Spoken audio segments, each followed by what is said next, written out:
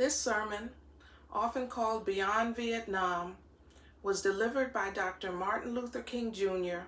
on April 4, 1967, at a meeting of clergy and laity concerned about Vietnam at Riverside Church in New York City. I come to this magnificent house of worship tonight because my conscience leaves me no other choice. I join with you in this meeting because I am in deepest agreement with the aims and work of the organization which has brought us together, Clergy and Laymen Concerned about Vietnam. The recent statement of your executive committee are the sentiments of my own heart, and I found myself in full accord when I read its opening lines. A time comes when silence is betrayal. That time has come for us in relation to Vietnam. The truth of these sentiments is beyond doubt, but the mission to which they call us is a most difficult one. Even when pressed by the demands of inner truth, men do not easily assume the task of opposing their government's policy, especially in time of war. Nor does the human spirit move without great difficulty against all the apathy of conformist thought within one's own bosom and in the surrounding world. Moreover, when the issues at hand seem as perplexed as they often do in the case of this dreadful conflict, we are always on the verge of being mesmerized by uncertainty. But we must move on. Some of us who have already begun to break the silence of the night have found that the calling to speak is often a vocation of agony. But we must speak. We must speak with all the humility that is appropriate to our limited vision. But we must speak. And we must rejoice as well. For surely this is the first time in our nation's history that a significant number of its religious leaders have chosen to move beyond the prophesying of smooth patriotism to the high grounds of firm dissent based upon the mandates of conscience and the reading of history. Perhaps a new spirit is rising among us. If it is, let us trace its movement well and pray that our own inner being may be sensitive to its guidance. For we are deeply in need of a new way beyond the darkness that seems so close around us. Over the past 2 years, as I have moved to break the betrayal of my own silence and to speak from the burnings of my own heart, as I have called for radical departures from the destruction of Vietnam, many persons have questioned me about the wisdom of my path.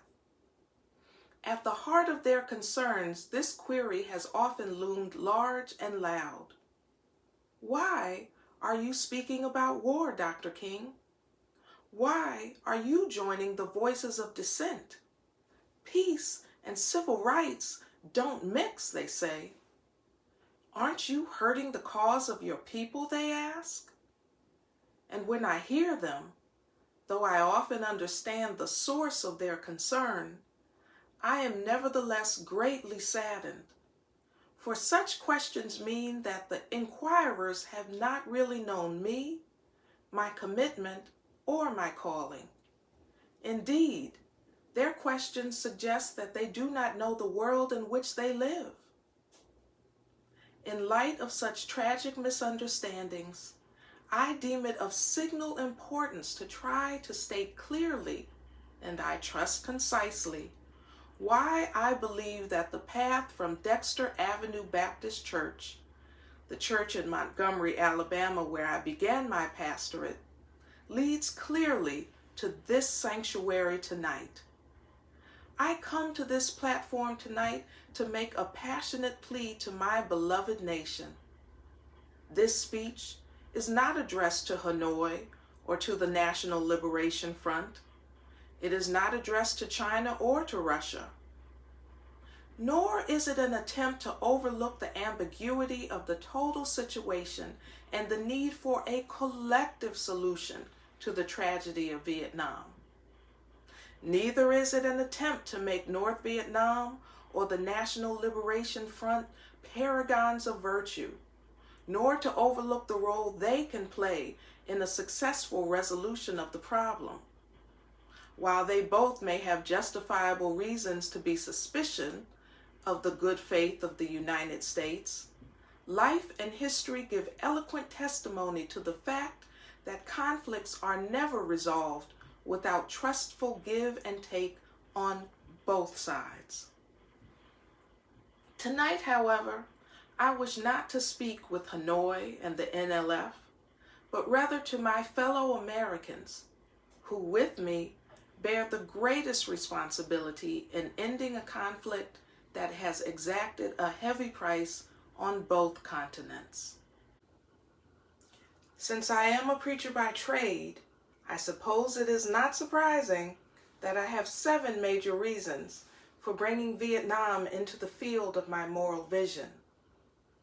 There is at the outset a very obvious and almost facile connection between the war in Vietnam and the struggle I and others have been waging in America. A few years ago, there was a shining moment in that struggle. It seemed as if there was a real promise of hope for the poor, both black and white, through the poverty program. There were experiments, hopes, new beginnings. Then came the buildup in Vietnam, and I watched the program broken and eviscerated, as if it were some idle political plaything of a society gone mad on war. And I knew that America would never invest the necessary funds or energies of rehabilitation to its poor so long as adventures like Vietnam continue to draw men and skills and money like some destructive demonic suction tube. So I was increasingly compelled to see the war as an enemy of the poor and to attack it as such. Perhaps the most tragic recognition of reality took place when it became clear to me that the war was doing far more than devastating the hopes of the poor at home. It was sending their sons and their brothers and their husbands to fight and to die in extraordinarily high proportions relative to the rest of the population. We were taking the black young men who had been crippled by our society and sending them 8,000 miles away to guarantee liberties in Southeast Asia, which they had not found in Southwest Georgia and East Harlem. So we have been repeatedly faced with the cruel irony of watching Negro and white boys on TV screens as they kill and die together for a nation that has been unable to seat them together in the same schools. So we watch them in brutal solidarity, burning the huts of a poor village, but we realize that they would never live on the same block in Detroit. I could not be silent in the face of such cruel manipulation of the poor. My third reason moves to an even deeper level of awareness, for it grows out of my experience in the ghettos of the North over the last 3 years, especially the last 3 summers. As I have walked among the desperate, rejected, and angry young men, I have told them that Molotov cocktails and rifles would not solve their problems.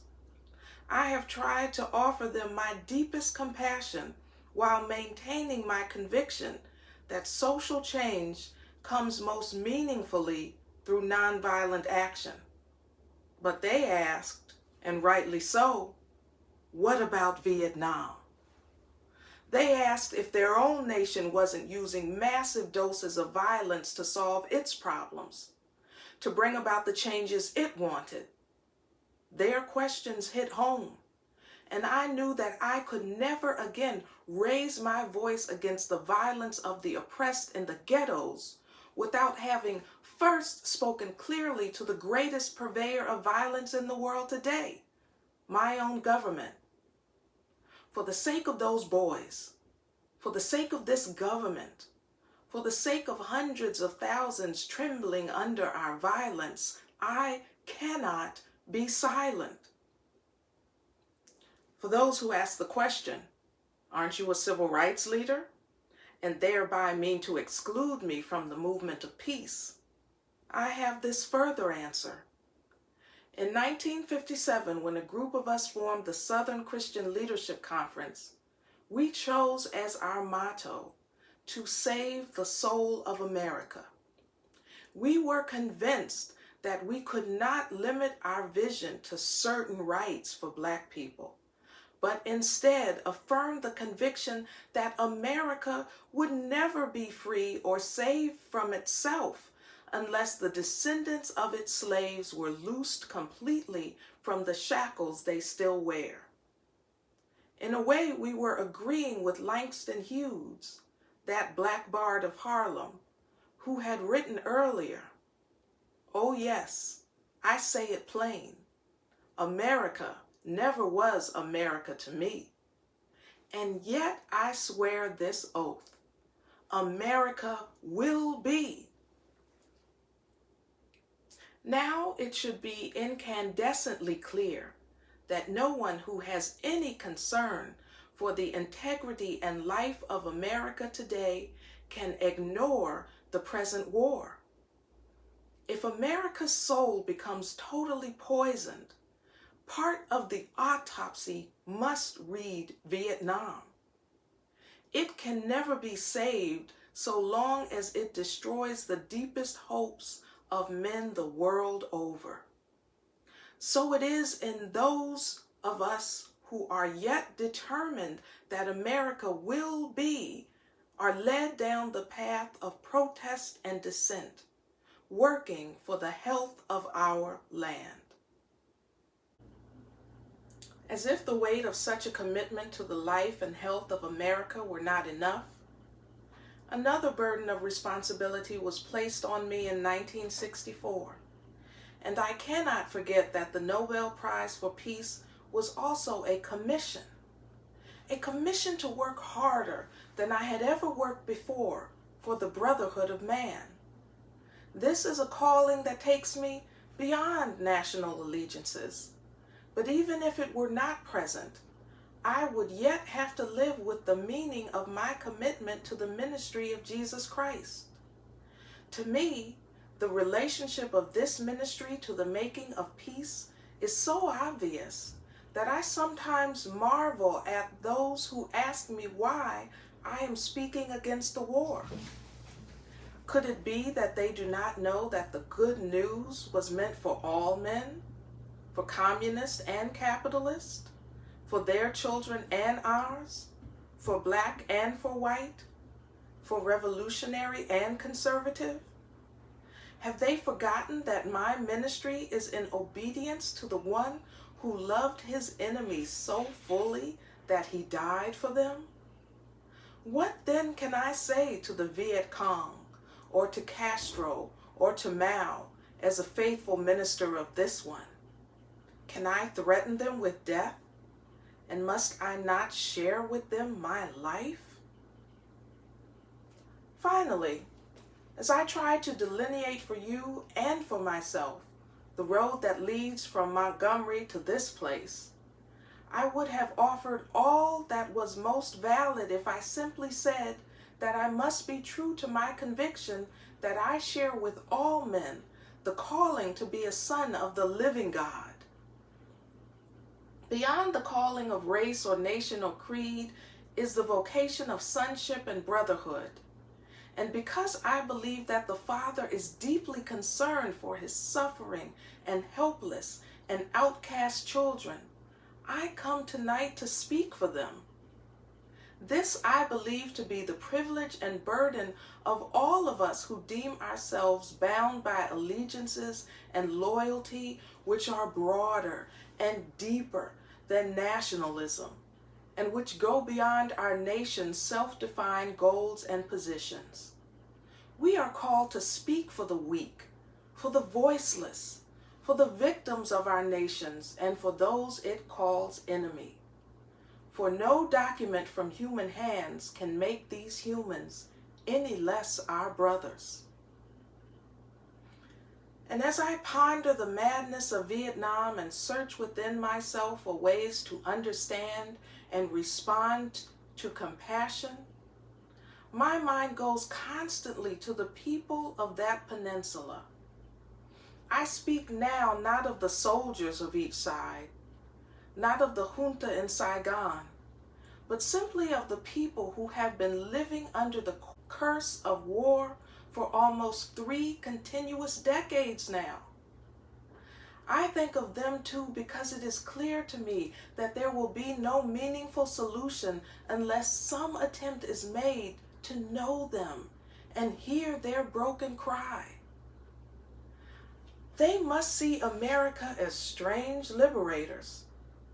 The Vietnamese people proclaimed their own independence in 1945 after a combined French and Japanese occupation, and before the Communist Revolution in China. They were led by Ho Chi Minh. Even though they quoted the American Declaration of Independence in their own document of freedom, we refused to recognize them. Instead, we decided to support France in its reconquest of their former colony. Our government felt then that the Vietnamese people were not ready for independence. And we again fell victim to the deadly Western arrogance that has poisoned the international atmosphere for so long. With that tragic decision, we rejected the revolutionary government seeking self-determination, and a government that had been established not by China, for whom the Vietnamese have no great love, but by clearly indigenous forces that included some communists. For the peasants, this new government meant real land reform, one of the most important needs in their lives. For 9 years following 1945, we denied the people of Vietnam the right of independence. For 9 years, we vigorously supported the French in their abortive effort to recolonize Vietnam.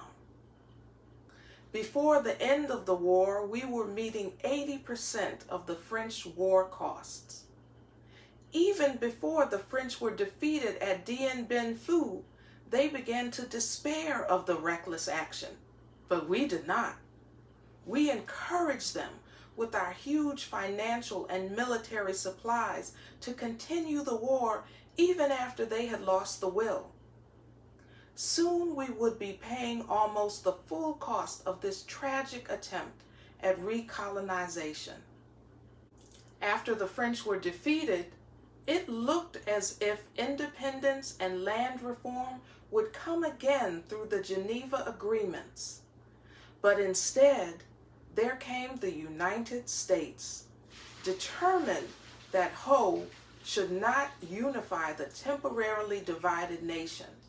And the peasants watched again as we supported one of the most vicious modern dictators, our chosen man, Premier Diem. The peasants watched and cringed as Diem ruthlessly routed out all opposition, supported their extortionist landlords, and refused even to discuss reunification with the North. The peasants watched as all this was presided over by U.S. influence, and then by increasing numbers of U.S. troops who came to help quell the insurgency that Diem's methods had aroused. When Diem was overthrown, they may have been happy, but the long line of military dictatorships seemed to offer no real change, especially in terms of their need for land and peace. The only change came from America, as we increased our troop commitments in support of governments which were singularly corrupt, inept, and without popular support. All the while, the people read our leaflets and received regular promises of peace and democracy and land reform. Now they languish under our bombs and consider us, not their fellow Vietnamese, the real enemy. They move sadly and apathetically as we herd them off the land of their fathers into concentration camps where minimal social needs are rarely met. They know they must move or be destroyed by our bombs, so they go, primarily women and children and the aged. They watch as we poison their water, as we kill million acres of their crops. They must weep as the bulldozers roar through their areas, preparing to destroy the precious trees. They wander into hospitals with at least 20 casualties from American firepower for one Viet Cong inflicted injury. So far, we may have killed 1 million of them, mostly children. They wander into the towns and see thousands of the children, homeless, without clothes, running in packs on the streets like animals. They see the children degraded by our soldiers as they beg for food. They see the children selling their sisters to our soldiers, soliciting for their mothers. What do the peasants think as we ally ourselves with the landlords, and as we refuse to put any action into our many words concerning land reform? What do they think as we test our latest weapons on them? Just as the Germans tested out new medicine and new tortures on the concentration camps of Europe. Where are the roots of the independent Vietnam we claim to be building? Is it among these voiceless ones? We have destroyed their two most cherished institutions, the family and the village. We have destroyed their land and their crops. We have cooperated in the crushing of the nation's only non-communist revolutionary political force, the Unified Buddhist Church. We have supported the enemies of the peasants of Saigon. We have corrupted their women and children and killed their men. What liberators! Now there is little left to build on, save bitterness. Soon the only solid physical foundations remaining will be found at our military bases and in the concrete of the concentration camps we call fortified hamlets. The peasants may well wonder if we plan to build our new Vietnam on such grounds as these. Could we blame them for such thoughts? We must speak for them and raise the questions they cannot raise. These, too, are our brothers. Perhaps the more difficult but no less necessary task is to speak for those who have been designated as our enemies. What of the National Liberation Front, that strangely anonymous group we call VC or communist? What must they think of us in America when they realize that we permitted the repression and cruelty of Diem, which helped to bring them into a being as a resistance group in the South? What do they think of our condoning violence which led to their own taking up of arms? How can they believe in our integrity when we now speak of aggression from the North, as if there were nothing more essential to this war? How can they trust us when now we charge them with violence after the murderous reign of Diem, and charge them with violence while we pour every new weapon of death into their land? Surely, we must understand their feelings even if we do not condone their actions. Surely, we must see that the men we supported pressed them into their violence. Surely, we must see that our own computerized plans of destructions simply dwarf their greatest acts. How do they judge us when our officials know that their membership is less than 25% communist and yet insist on giving them the blanket name? What must they be thinking when they know that we are aware of their control of major sections of Vietnam, and yet we appear ready to allow national elections in which this highly organized political parallel government will have no part? They ask how we can speak of free elections when the Saigon press is censored and controlled by the military junta. And they are surely right to wonder what kind of new government we plan to help form without them, the only party in real touch with the peasants. They question our political goals, and they deny the reality of a peace settlement from which they will be excluded. Their questions are frighteningly relevant. Is our nation planning to build on political myth again, and then shore it up with the power of new violence? Here is the true meaning and value of compassion and nonviolence, when it helps us to see the enemy's point of view, to hear his questions, to know his assessment of ourselves. For from his views we may indeed see the basic weakness of our own condition.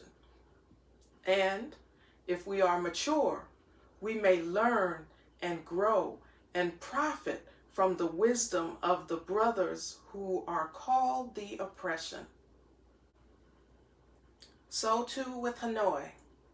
In the north, where our bombs now pummel the land and our mines endanger the waterways, we are met by a deep but understandable mistrust. To speak for them is to explain this lack of confidence in Western words, and especially their distrust of American intentions now.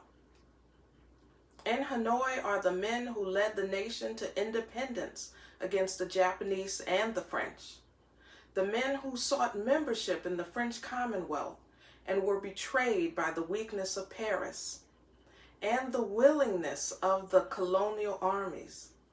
It was they who led a second struggle against French domination at tremendous cost, and then were persuaded to give up the land they controlled between the 13th and 17th parallel as a temporary measure at Geneva.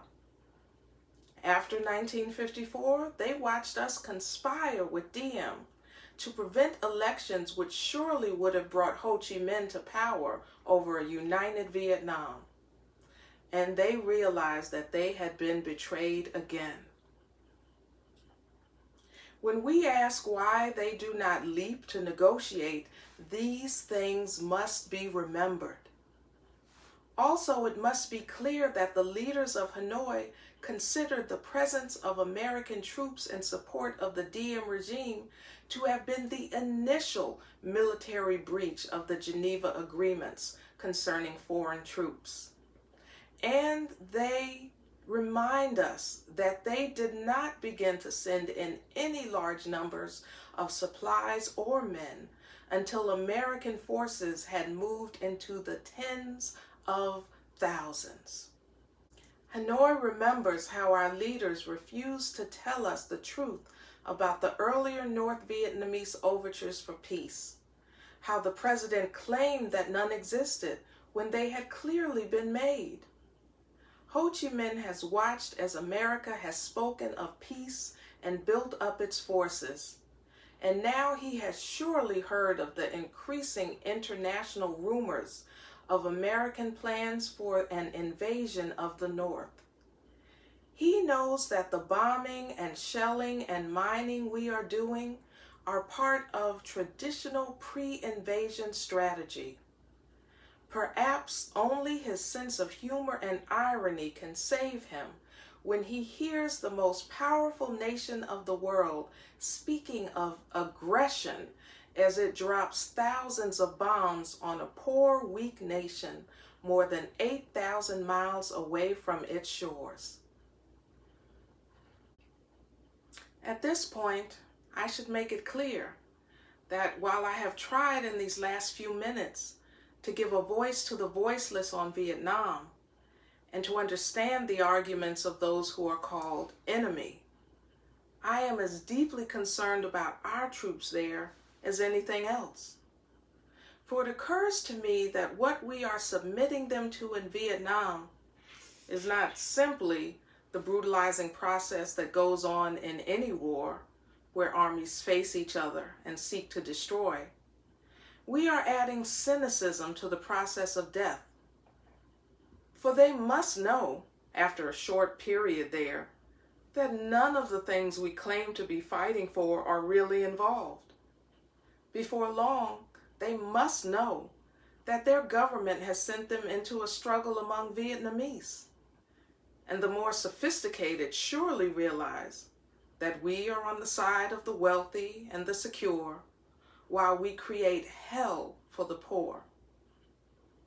Somehow this madness must cease. We must stop now. I speak as a child of God and brother to the suffering poor of Vietnam. I speak for those whose land is being laid waste, whose homes are being destroyed, whose culture is being subverted. I speak for the poor of America who are paying the double price of smashed hopes at home and death and corruption in Vietnam. I speak as a citizen of the world, for the world as it stands aghast at the path we have taken. I speak as an American to the leaders of my own nation. The great initiative in this war is ours. The initiative to stop it must be ours. This is the message of the great Buddhist leaders of Vietnam. Recently, one of them wrote these words: "Each day the war goes on, the hatred increases in the hearts of the Vietnamese and in the hearts of those of humanitarian instinct. The Americans are forcing even their friends to become their enemies.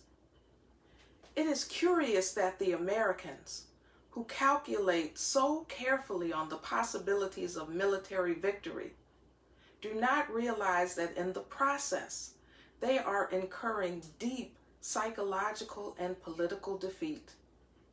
The image of America will never again be the image of revolution, freedom, and democracy, but the image of violence and militarism. If we continue, there will be no doubt in my mind and in the mind of the world that we have no honorable intentions in Vietnam. It will become clear that our minimal expectation is to occupy it as an American colony, and men will not refrain from thinking that our maximum hope is to goad China into a war so that we may bomb her nuclear installations. If we do not stop our war against the people of Vietnam immediately, the world will be left with no other alternative than to see this as some horrible, clumsy, and deadly game we have decided to play. The world now demands a maturity of America that we may not be able to achieve. It demands that we admit that we have been wrong from the beginning of our adventure in Vietnam, that we have been detrimental to the life of the Vietnamese people. The situation is one in which we must be ready to turn sharply from our present ways. In order to atone for our sins and errors in Vietnam, we should take the initiative to bring a halt to this tragic war. I would like to suggest 5 concrete things that our government should do immediately to bring the long and difficult process of extricating ourselves from this nightmarish conflict. 1. end all bombing in North and South Vietnam. 2. Declare a unilateral ceasefire in the hope that such action will create the atmosphere for negotiation. 3. Take immediate steps to prevent other battlegrounds in Southeast Asia by curtailing our military buildup in Thailand and our interference in Laos. 4. Realistically accept the fact that the National Liberation Front has substantial support in South Vietnam and must thereby play a role in any meaningful negotiations and in any future Vietnam government. 5. Set a date that we will remove all foreign troops from Vietnam in accordance with the 1954 Geneva Agreement. Part of our ongoing commitment might well express itself in an offer to grant asylum to any Vietnamese who fears for his life under a new regime, which included the Liberation Front. Then we must make what reparations we can for the damage we have done. We must provide the medical aid that is badly needed, making it available in this country if necessary. Meanwhile, we and the churches and synagogues have a continuing task while we urge our government to disengage itself from a disgraceful commitment. We must continue to raise our voices if our nation persists in its perverse ways in Vietnam. We must be prepared to match actions with words by seeking out every creative means of protest possible. As we counsel young men regarding military service, we must clarify for them our nation's role in Vietnam and challenge them with the alternative of conscientious objection. I am pleased to say that this is the path now being chosen by more than 70 students at my own alma mater, Morehouse College. And I recommend it to all who find the American course in Vietnam a dishonorable and unjust one. Moreover, I would engage all ministers of draft age to give up their ministerial exemption and seek status as conscientious objectors. These are the times for real choices and not false ones. We are at the moment when our lives must be placed on the line if our nation is to survive its own folly. Every man of humane convictions must decide on the protest that best suits his convictions. But we all must protest. There is something seductively tempting about stopping there and sending us all off to what in some circles has become a popular crusade against the war in Vietnam. I say we must enter the struggle, but I wish to go on now to say that something even more disturbing. The war in Vietnam is but a symptom of a far deeper malady within the American spirit. And if we ignore this sobering reality, we will find ourselves organizing clergy and laymen, concerned committees for the next generation. They will be concerned about Guatemala and Peru. They will be concerned about Thailand and Cambodia. They will be concerned about Mozambique and South Africa. We will be marching for these and a dozen other names and attending rallies without end unless there is a significant and profound change in American life and policy. Such thoughts take us beyond Vietnam, but not beyond our calling as sons of the living God. In 1957, a sensitive American official overseas said that it seemed to him that our nation was on the wrong side of a world revolution. During the past 10 years, we have seen emerge a pattern of suppression, which has now justified the presence of U.S. military advisors in Venezuela. This need to maintain social stability for our investments accounts over the counter-revolutionary action of American forces in Guatemala. It tells why American helicopters are being used against guerrillas in Colombia, and why American napalm and Green Beret forces have already been active against rebels in Peru. It is with such activity in mind that the words of the late John F. Kennedy come back to haunt us. 5 years ago, he said, "Those who make peaceful revolution impossible will make violent revolution inevitable." Increasingly, by choice or by accident, this is the role our nation has taken, the role of those who make peaceful revolution impossible by refusing to give up the privileges and pleasures that come from the immense profit of overseas investment. I am convinced that if we are to get on the right side of the world revolution, we as a nation must undergo a radical revolution of values. We must rapidly begin to shift from a thing-oriented society to a person-oriented society, when machines and computers, profit motives, and property rights are considered more important than the people. The giant triplets of racism, materialism, and militarism are incapable of being conquered. A true revolution of values will soon cause us to question the fairness and justices of many of our past and present policies. On the one hand, we are called to play the Good Samaritans on life's roadside, but that will only be an initial act. One day we must come to see that the whole Jericho Road must be transformed so that men and women will not be constantly beaten and robbed as they make their journey on life's highway. True compassion is more than flinging a coin to a beggar. It is not haphazard and superficial. It comes to see that an edifice which produces beggars needs restructuring.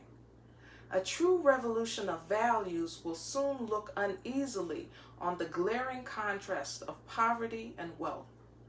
With righteous indignation, it will look across the seas and see individual capitalists of the West investing huge sums of money in Asia, Africa, and South America, only to take profits out with no concern for the social betterment of the countries and say, "This is not just."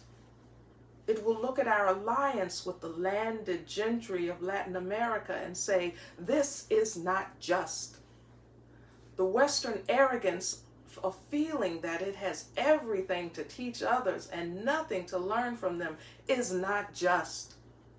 A true revolution of values will lay hands on the world order and say of war, "This way of settling differences is not just." This business of burning human beings with napalm, of filling our nation's homes with orphans and widows, of injecting poisonous drugs of hate into veins of people normally humane, of sending men home from dark and bloody battlefields, physically handicapped and psychologically deranged, cannot be reconciled with wisdom, justice, and love. A nation that continues year after year to spend more money on military defense than on programs of social uplift is approaching spiritual death. America, the richest and most powerful nation in the world, can well lead the way in this revolution of values. There is nothing except a tragic death wish to prevent us from reordering our priorities so that the pursuit of peace will take precedence over the pursuit of war. There is nothing to keep us from molding a recalcitrant status quo with bruised hands until we have fashioned it into a brotherhood. This kind of positive revolution values is our best defense against communism. War is not the answer. Communism will never be defeated by the use of atomic bombs or nuclear weapons. Let us not join those who shout war and through their misguided passions urge the United States to relinquish its participation in the United Nations. These are days which demand wise restraint and calm reasonableness. We must not call everyone a communist or an appeaser who advocates the seating of Red China in the United Nations and who recognizes that hate and hysteria are not the final answers to the problems of these turbulent days. We must not engage in a negative anti-communism, but rather in a positive thrust for democracy, realizing that our greatest defense against communism is to take offensive action on behalf of justice. We must, with positive action, seek to remove those conditions of poverty, insecurity, and injustice which are the fertile soil in which the seeds of communism grow and develop. These are revolutionary times. All over the globe, men are revolting against old systems of exploitation and oppression, and out of the wombs of a frail world, new systems of justice and equality are being born. The shirtless and barefoot people of the land are rising up as never before. The people who have sat in darkness have seen a great light. We in the West must support these revolutions. It is a sad fact that, because of comfort, complacency, a morbid fear of communism, and our proneness to adjust to injustice, the Western nations that initiated so much of the revolutionary spirit of the modern world have now become the arch anti-revolutionaries. This has driven many to feel that only Marxism has the revolutionary spirit. Therefore, communism is a judgment against our failure to make democracy real and follow through on the revolutions we initiated. Our only hope today lies in our ability to recapture the revolutionary spirit and go out into a sometimes hostile world, declaring eternal hostility to poverty, racism, and militarism. With this powerful commitment, we shall boldly challenge the status quo and unjust mores, and thereby speed the day, where every valley shall be exalted, and every mountain and hill shall be made low, and the crooked shall be made straight, and the rough places plain. A genuine revolution of values means, in the final analysis, that our loyalties must become ecumenical rather than sectional. Every nation must now develop an overriding loyalty to mankind as a whole in order to preserve the best in their individual societies. This call for a worldwide fellowship that lifts neighborly concern beyond one's tribe, race, class, and nation is in reality a call for an all-embracing and unconditional love for all men. This oft misunderstood and misinterpreted concept, so readily dismissed by the Nietzsches and world as a weak and cowardly force, has now become an absolute necessity for the survival of man. When I speak of love, I am not speaking of some sentimental and weak response. I am speaking of that force which all of the great religions have seen as the supreme unifying principle of life. Love is somehow the key that unlocks the door which leads to ultimate reality. This Hindu, Muslim, Christian, Jewish, Buddhist belief about ultimate reality is beautifully summed up in the first epistle of St. John. Let us love one another, for love is God, and everyone that loveth is born of God and knoweth God. He that loveth not knoweth not God, for God is love. If we love one another, God dwelleth in us, and his love is perfected in us. Let us hope that this spirit will become the order of the day. We can no longer afford to worship the God of hate or bow before the altar of retaliation. The oceans of history are made turbulent by the ever-rising tides of hate. History is cluttered with the wreckage of nations and individuals that pursued this self-defeating path of hate. As Arnold Toynbee says, love is the ultimate force that makes for the saving choice of life and good against the damning choice of death and evil. Therefore, the first hope in our inventory must be the hope that love is going to have the last word. We are now faced with the fact that tomorrow is today. We are confronted with the fierce urgency of now. In this unfolding conundrum of life and history, there is such a thing as being too late. Procrastination is still the thief of time. Life often leaves us standing bare, naked and dejected with a lost opportunity. The tide in the affairs of men does not remain at the flood. It ebbs. We may cry out desperately for time to pause in her passage, but time is deaf to every plea and rushes on. Over the bleached bones and jumbled residue of numerous civilizations are written the pathetic words, "Too late." There is an inevitable book of life that faithfully records our vigilance and our neglect. A moving finger writes, and having writ moves on. We still have a choice today: nonviolent coexistence or violent co-annihilation. We must move past indecision to action. We must find new ways to speak for peace in Vietnam and justice throughout the developing world, a world that borders on our doors. If we do not act, we shall surely be dragged down the long, dark, and shameful corridors of time reserved for those who possess power without compassion, might without morality, and strength without sight. Now let us begin. Now let us rededicate ourselves to the long and bitter, but beautiful, struggle for a new world. This is the calling of the sons of God, and our brothers wait eagerly for our response. Shall we say the odds are too great? Shall we tell them the struggle is too hard? Will our message be that the forces of American life militate against their arrival as full men, and we send our deepest regrets? Or will there be another message of longing, of hope, of solidarity with their yearnings, of commitment to their cause, whatever the cost? The choice is ours, and though we might prefer it otherwise, we must choose in this crucial moment of history.